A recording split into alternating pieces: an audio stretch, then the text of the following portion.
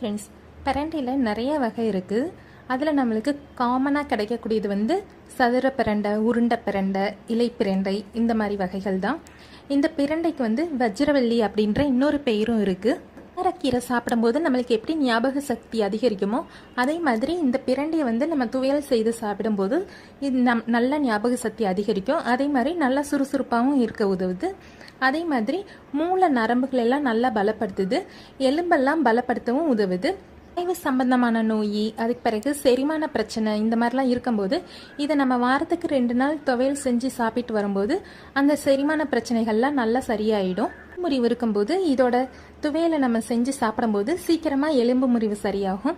அதே மாதிரி இளம் தண்டு இளம் பிரண்டை தண்டை நம்ம அரைச்சி அந்த எலும்பு முறிவு இருக்கிற இடத்துல பத்து போட்டாலும் சீக்கிரமாக சரியாயிடும். இதை தோலெல்லாம் சரியாக நீக்கிட்டு அதுக்கு பிறகு நம்ம துவையல் வச்சு சாப்பிடணும், இல்லைன்னா அரிப்பு ஏற்படும்.